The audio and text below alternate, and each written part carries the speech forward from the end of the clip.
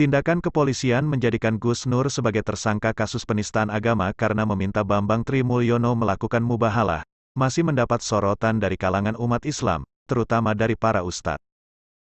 Ustadz Bukhari Muslim bahkan mengatakan, tindakan polisi itu mengerikan.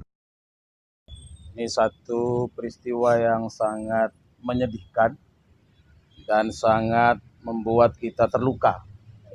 Karena ini menyangkut bagian dari ajaran Islam. Jadi kalau ini kita biarkan nanti ajaran-ajaran Islam berikutnya akan mudah sekali dikriminalisasi.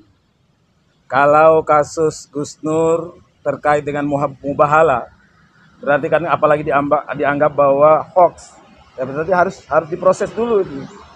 Bahwa peristiwanya yang menjadi menyebab mubahala ini kan harus didudukkan dulu.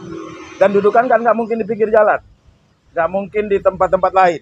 Tempatnya cuma di pengadilan. Nah, kita sebagai negara hukum, negara yang berdasarkan kepada ketuhanan yang Maha Esa, apalagi ini sebuah penodaan. Dan kalau ini dibiarkan berarti penodaan atas nama agama. Ini sangat mengerikan. Jadi kita minta betul kepada Polri, dalam hal ini Kapolri, untuk menghentikan kasus ini karena terkait apalagi akar persoalannya adalah mubahalah. Karena bagaimanapun terlepas dari perbedaan pandangan dan sebagainya, mubahalah adalah bagian dari ajaran Islam. Satu kesatuan yang tak terpisah. Kita tidak mungkin mengimani sebagian kemudian tidak menggunakan sebagian. Persoalan kita yakin dengan ajaran kemudian tidak dilaksanakan itu berbeda ketika belum apa-apa sudah menjadi sesuatu yang seolah-olah ditolak, bahkan kemudian dikriminalisasi. Ini mengerikan. Jangan-jangan besok nanti orang sholat jamaah jadi kriminal gitu. Alhamdulillah. Jangan sampai ketika kita melaksanakan penegakan syariah, keluarga kita menggunakan hijab, kemudian kita melaksanakan syariat ajaran Islam yang lain, dianggap sebagai kriminal di negeri yang berketuhanan yang Maha Esa ini. Jadi kita minta betul kepada MUI juga untuk mengeluarkan fatwa terkait dengan mubahalah. Kalau perlu pedoman-pedomannya sekalian.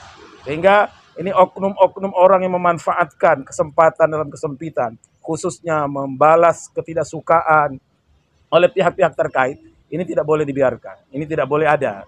Kalau benci dengan orang, benci dengan kelompok, benci dengan organisasi, harus pada tempatnya. Harus secara proporsional.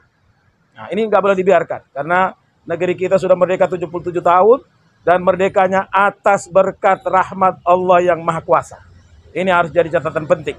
Para pendiri, para the founding fathers negeri ini meninggalkan segenap apa yang telah mereka lakukan adalah tidak lain dan tidak bukan agar melihat anak cucunya, melihat negeri ini di bawah naungan rahmat berkah dari Allah.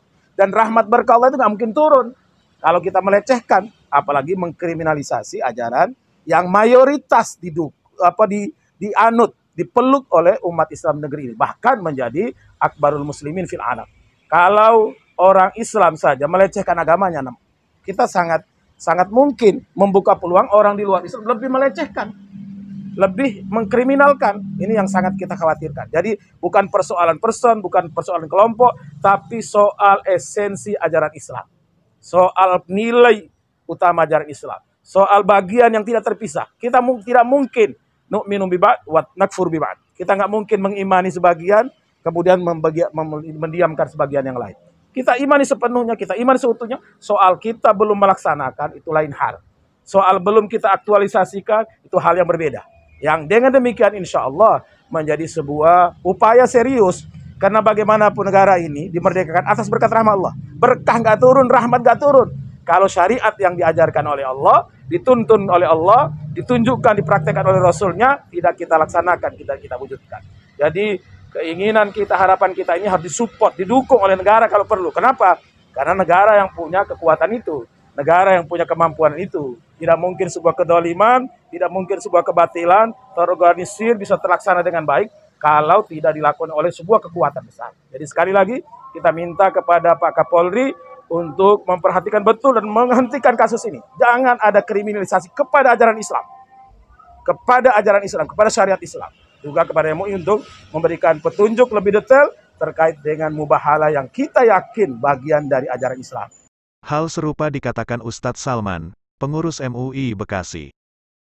Mubahalah ini adalah ajaran Allah Subhanahu wa taala yang sudah termaktub di dalam Al-Qur'an dan sudah dilaksanakan oleh Rasulullah beserta keluarganya, dan ternyata orang-orang kafirun itu tidak mau atau tidak berani untuk membuahalah karena mereka yakin itu adalah mereka salah gitu loh. Dan kedua, sudah banyak juga tokoh-tokoh, kiai-kiai yang mubahalah. Apabila ini dijadikan penistaan agama, tentunya nanti kiai-kiai kita yang kemarin melaksanakan mubahalah akan dipanggil lagi, akan ditangkap, ada celah untuk menangkap.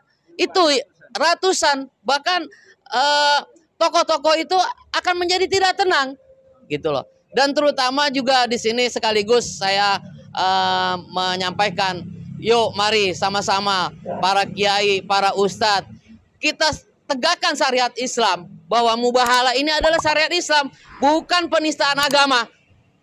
Itu, yuk mari sama-sama bahwa mubahalah ini adalah syariat Islam, bukan penistaan agama. Itu yang harus kita tegaskan kepada aparatur pemerintah, terutama di pihak kepolisian. Gus Nur meminta Bambang Tri melakukan mubahalah untuk meyakinkan bahwa pernyataan Bambang Tri bahwa ijazah Presiden Jokowi palsu, bukanlah hoaks dan fitnah. Mubahalah itu juga membuat Bambang Tri ditangkap dan menjadi tersangka penistaan agama seperti Gus Nur.